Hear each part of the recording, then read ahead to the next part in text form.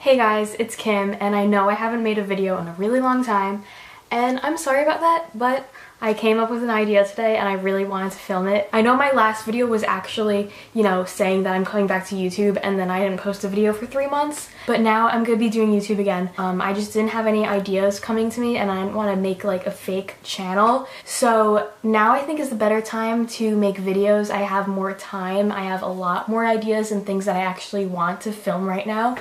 And I have a really good idea today. So I'm going to show you how to make a college portfolio for fashion design. I actually made a portfolio this summer for fashion design. It was at a college. I took a 2-week summer course there, and the whole entire time we just made a college portfolio. And I got one of the highest grades in the class. So you can use my portfolio as an example. I don't want you to copy it, but use it as an example or a guideline when you're making your portfolio for fashion design. I'm going to show you every page in it and basically how it's done, because most people don't get to make their portfolio at a college. Most people make it at home and you're probably all clueless, like what do you do? I was clueless and I got a lot of help, so I'm going to help you guys too. So I'll show you my portfolio. Alright, here it is. Basically what a portfolio is, kind of like you're making a collection, but you're not actually making it, you're sketching it on paper. Basically, if you were making a collection, what it would look like, and you like plan it all out and you just send it to the school that you're applying to. And making a cover page is optional, but it's also recommended. So if you see something that's optional, you should probably do it, because just having a cover page makes it a lot more visually nice, I guess. The name of my collection is called Watercolor. I thought of this title the day before my presentation, and the way I got this title was because it had to do with my symbol, and a symbol is a totally other thing that I will tell you about. At the college I went to, the college, I'm not going to say the name of it because they've actually already changed their requirements, so it wouldn't even make sense for me to tell you what college it was. You choose a symbol and make a whole collection based off of the symbol. So the symbol that I chose was the lotus flower. They gave you like a whole selection of symbols to choose from. I didn't just like come up with this lotus flower idea in my head. I just thought the lotus flower would be a good symbol for me to make a collection about. So basically what I did was my whole entire portfolio is based off of the lotus flower. I had no idea what this flower was about. I just thought it was a nice flower. So I had to do all this research on this symbol, and your school might have this same thing, like they want you to have an inspiration. And so I had to like find quotes and stuff about the lotus flower. It was a little tedious, and I wasn't expecting to be researching or going on like biology websites when I was making this, but I had to. My theme was very like watercolory, light colors, spring, lotusy, flowery, because the lotus flower grows in water.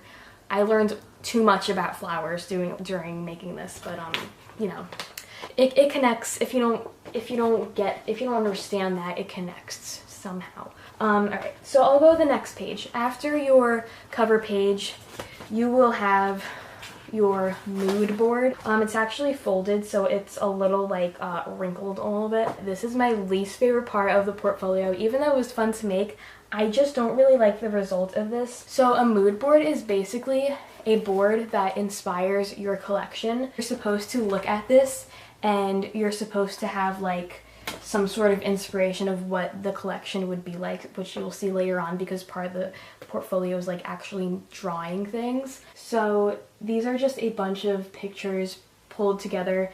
I incorporated some fabrics in there, a few bits of clothing. You don't want to put that much clothing in the paper because it's like not original. A lot of artwork, like watercolor things. Once you have your idea and inspiration, you just find images that, have to do with that. Next, on your third page, you will have a customer board. The customer board is a piece of paper made up of pictures that depicts your customer who would most likely buy something from this collection. So when I was making this, like everyone pretty much did the same type of customer, which is like a high-end young person, which was basically what the professor wanted us to do, because it's like that's probably the easiest to design for. So I just did like a young girl who had a lot of money, because then she can like buy from this collection, and she likes photography, art, and stuff. Alright, then this part took me a whole week to do. It was a 2-week course, and this next part took a while, but it's also a large chunk of your portfolio. The next part is research, and I'm kind of a little out of order right now. I'm not going to show you every page of the research because my research is about 7 pages. Research is basically notes. They make it sound nicer by saying research, but you literally have notes, or like your process of how you're designing these things in your portfolio.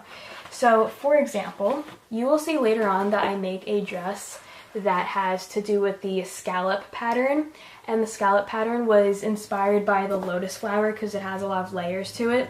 So this is just a piece of paper of more pictures that I just printed out, but the difference from mood board and research is that research is more focused on what you want the clothing to look like. So there's a lot of like, you know, patterns that I like.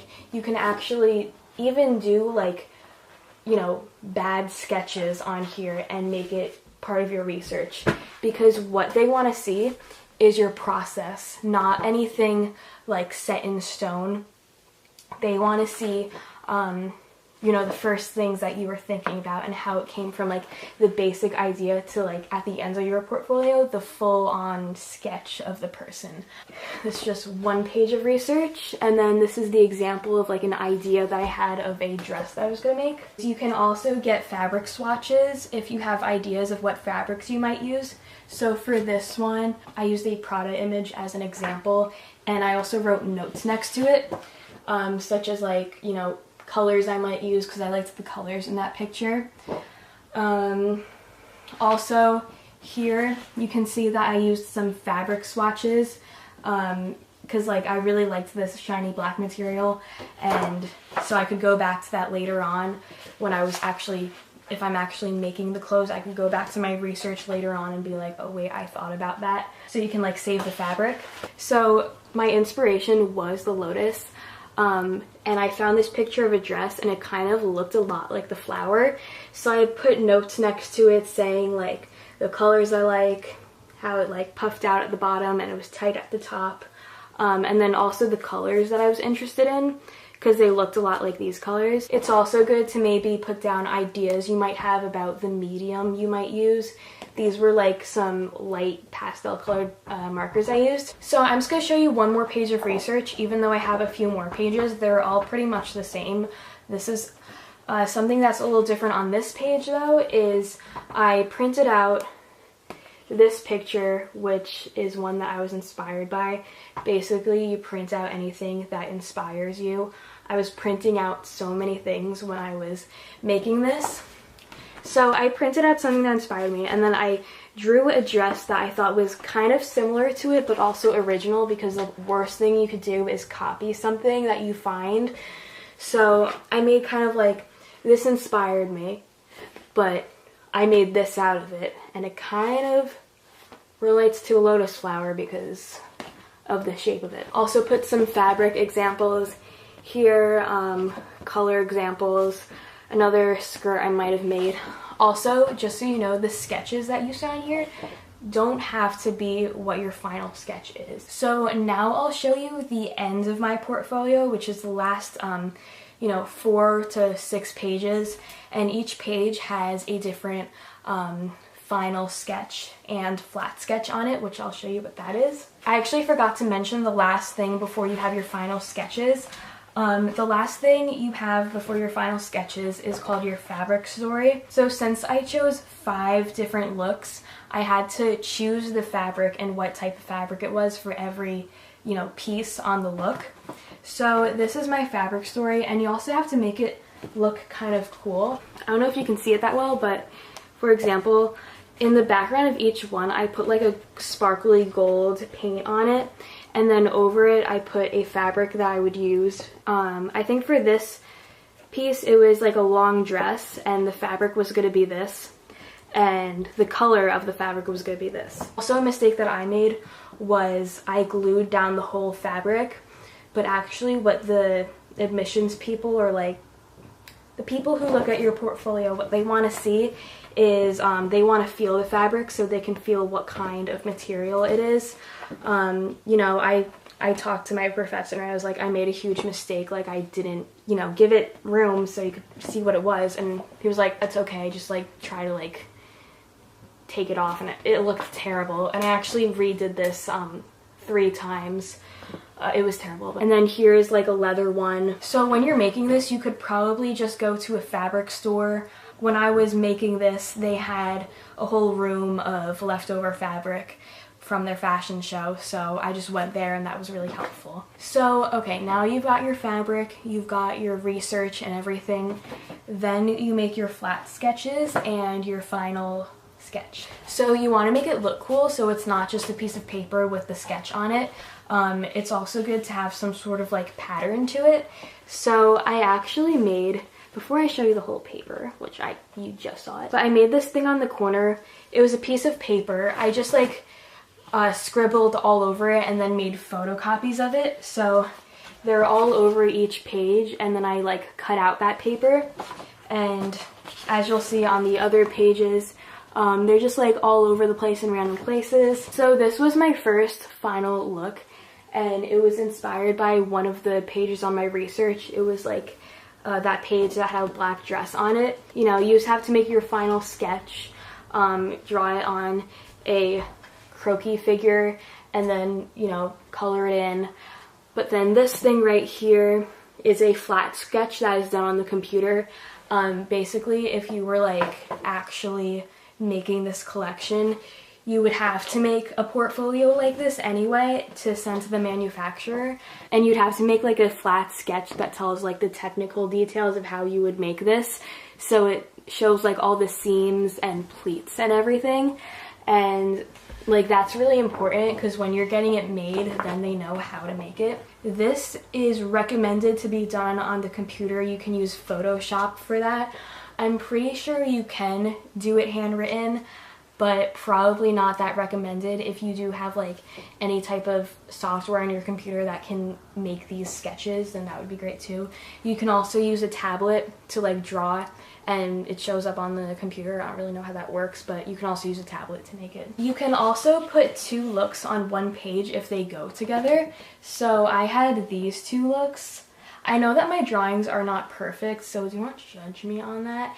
And I had to make this all in 2 weeks, so my designs are not exactly how I would want them to be. So that was just a side note, like having 2 weeks to make this, the designs weren't perfect, so that's why when I do apply for college, I'm going to make a few changes to this portfolio. So those are the 2 looks, and then the dress is next to it. And like looking from the sketch and then the actual flat design, like you can see more clearly about how the dress is made, like how it flows and like it's supposed to go that certain way. So yeah, you gotta add that in there. This one is my 4th look, and colleges usually recommend 4 to 6 looks. I think I did 5 looks. I was gonna do 6, but I remember I drew the 6th one, I made the final thing and everything, it looked terrible. I was just like, I'm not even doing that. This one's probably one of my favorites because I just really like the ombre there, and I think the flat sketch came out pretty good. It was pretty hard to make this sketch because it was just so like, you know, detailed and everything, and since there were ruffles, I had to make those like squigglies, which the squigglies are really hard to make. My last one is like an evening gown, which incorporates like the scallops that I had in my research. And for this sketch, actually, I had to put the front and back. You usually don't have to put a front and back on your flat sketch unless there's something interesting in the back, or like something that's technical. Like if you just did the front sketch, you wouldn't know how the dress goes on. Like if you do the back, then you can see that there is like a zipper in the back, and like how it connects. So this was the only look where I had to put a back view on. So that's my whole portfolio, and the last thing I want to show you was the markers that I used for making this. These are the Prismacolor Premier art markers. They look like this.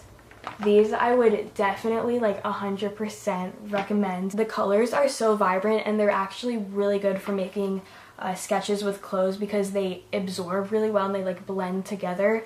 So they're really good for making shadows.